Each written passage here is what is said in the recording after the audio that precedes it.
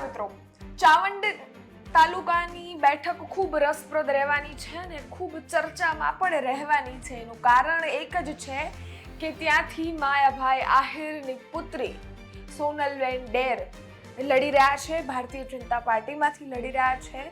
અને તેમજ આ ચર્ચા ફરી એકવાર ચાવંડની તમારા સમક્ષ કરવા એટલે આવી છું કારણ કે ગઈકાલ રાતે પોસ્ટરનો હોબાળો જોવા મળ્યો. એટલે કોંગ્રેસ માંથી ચાવંડ તાલુકામાંથી બીજી બાજુ જે પણ ઉમેદવાર ઉભા રહ્યા હશે એમના પોસ્ટર ફાડી દેવામાં આવ્યા અને એના સીસીટીવી પણ વાયરલ થઈ ગયા.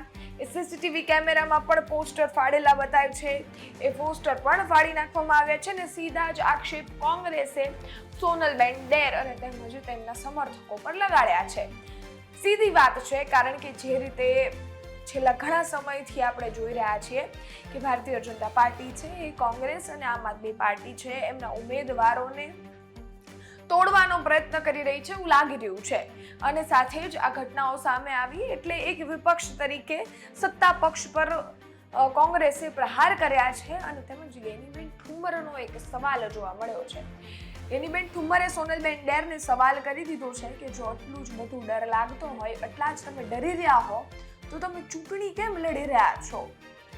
ખેર, સૌપ્રથમ તમે એ સીસીટીવી કેમેરાનો વિઝ્યુઅલ પણ જોઈ લો ને સાથે જ સોનલબેન ડેરને લઈને જેનીબેન ઠુમ્મર શું બોલ્યા છે તે પણ સાંભળી લો. સ્થાનિક સ્વરાજની ચૂંટણીઓ જ્યારથી જાહેર થઈ અને ત્યાર પછી ભારતીય જનતા પાર્ટીના જે કારસાઓ સામે આવ્યા કે ઉમેદવારી પત્ર ન ભરો અને ઉમેદવારી પત્ર જો કોંગ્રેસ પક્ષમાંથી ભર્યું હોય તો એને કેટલા ભાવમાં ખરીદવા, કયા દબાણથી એને બેસાડવા, આ પ્રકારના કૃત્યો ગઈકાલે બપોરે 3 વાગ્યા સુધી, કારણ કે ગઈકાલે 3 વાગ્યા સુધી ઉમેદવારી પત્ર પાછું ખેંચાવાનો આખરી સમય હતો, ત્યાં સુધી એમને જેટલા બનતા જે પણ સ્તરે જઈને નિમ્નથી અતિ નિમ્ન સ્તરે જઈને પ્રયત્નો કર્યા. એવી જ ઘટના લાઠી તાલુકાના ચાવંડ સીટના અમારા ઉમેદવાર શાંતુબેન ડેર સાથે એ જ પ્રકારે દબાણની રાજનીતિ અપનાવવાનો પ્રયાસ કર્યો. આ સીટ ઉપર લોકપ્રિય સાહિત્યકાર માયાભાઈ આહિરના દીકરી લડી રહ્યા છે, સામે અમારા શાંતુબેન ડેર લડી રહ્યા છે કોંગ્રેસ પક્ષમાંથી. માયાભાઈ આહિરના દીકરી હોવાના નાતે એમના ઉપર સામાજિક દબાણ પણ એટલું આવ્યું કે તમે ઉમેદવારી પત્ર ખેંચી લ્યો, સામે આતાની દીકરી છે. હું એવું આપના માધ્યમથી કહેવા માંગુ છું કે જો તમે લડવા ઉતરો છો તો તમને લડવાનો ડર શેનો છે અને જો ડર છે તો પછી લડવા શેના માટે ઉતરો છો? એટલે આજે સ્પષ્ટ રીતના ભારતીય જનતા પાર્ટીનું જે દમનકારી નીતિ અને શાસન છે એ સામે આવ્યું છે. આજે ઉમેદવારની કાર્યાલયનું ઓપનિંગની અમે તૈયારી કરતા હતા ત્યારે ગઈકાલે ચાવંડમાં લાગેલા બેનરો સાથે તોડફોડ કરવામાં આવી. કયા આધારે હું કહી રહી છું?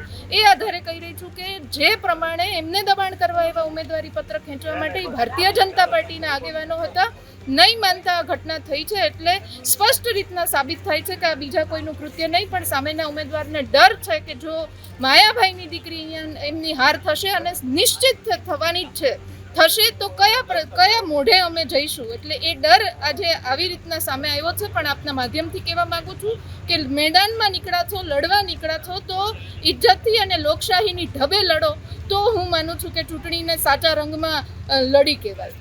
હવે સાંભળ્યા જેનીબેન ઠુમ્મરને, જે કોંગ્રેસના નેતા છે, સાથે જ એમણે સમગ્ર બાબતે વાત કરી છે કઈ રીતે અમરેલીનું રાજકારણ ચાલી રહ્યું છે ભારતીય જનતા પાર્ટી પર એમણે આક્ષેપ લગાડતા સોનલબેન ડેરને કહ્યું છે કે જો એટલો જ ડર લાગતો હોય તો ચૂંટણી શું કામ લડી રહ્યા છો? સોનલબેન ડેરના જે રીતે એમની પર આક્ષેપ લાગ્યા ત્યારે એવું કહેવામાં આવી રહ્યું છે કે સોનલબેન ડેર છે એમના પતિ એટલે કે એમના હસબન્ડે આ સમગ્ર વસ્તુ કરી છે. અને તેમજ તમને એ પણ ખબર હશે કે એક પોસ્ટર વિવાદ ચાલ્યો અને તેમજ ત્યાંથી સોનલબેન ડેર પર એટલા આક્ષેપ લાગી ગયા. એ પણ યાદ હશે કે થોડાક સમય પહેલા જયરાજ આહિર પણ ક્યાંક ચર્ચામાં રહ્યા હતા. બગદાણા બબાલનો હોબાળો થઈ ગયો, ગાંધીનગર સુધી વાત પહોંચીને ખૂબ મોટી સંખ્યામાં સમાજની એકત્રતા આપણે જોઈ.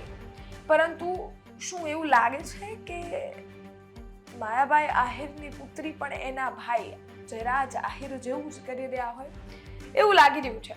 હવે ચાવંડની બેઠક ખૂબ રસપ્રદ રહેવાની છે અને એક આવી ઘટનાઓ એ વિસ્તારમાંથી સામે આવતી જ રહેવાની છે કારણ કે સોનલબેન ડેર ત્યાં લડવાના છે ને ચાવંડ એક એવો તાલુકો છે જે આહિર સમાજનું રહેઠાણ ખૂબ વધારે છે. આહિર સમાજ ત્યાં વસે છે અને એટલે જ કોંગ્રેસના ઉમેદવાર પણ ડેર જ છે, એ પણ આહિર સમાજના જ છે અને સોનલબેન ડેર પણ આહિર સમાજમાંથી જ આવે છે. હવે જોવું રહ્યું કોણ જીતે છે. 28 તારીખે મતદાન છે, એનું રિઝલ્ટ આવવાનું છે. 26 તારીખે મતદાન છે. જોવું રહ્યું કે ત્યાં સુધીમાં ચાવંડમાં શું નવાજૂની થઈ શકે છે, ચાવંડમાં કોનો ચમકારો બોલે છે, એ આવનારો સમય બતાવશે. તમને તમારું શું માનવું છે કોમેન્ટ ચોક્કસથી કરજો. અમરેલી ચાવંડના લોકોના અભિપ્રાય કોમેન્ટમાં ચોક્કસથી જણાવજો. બાકી ફરી મળીશું નવી માહિતી સાથે. ગુજરાતના પ્રવાસે ગુજરાત તકની ટીમ નીકળી છે, સૌરાષ્ટ્ર પહોંચી છે. સહયોગ ચોક્કસથી કરજો. ધન્યવાદ.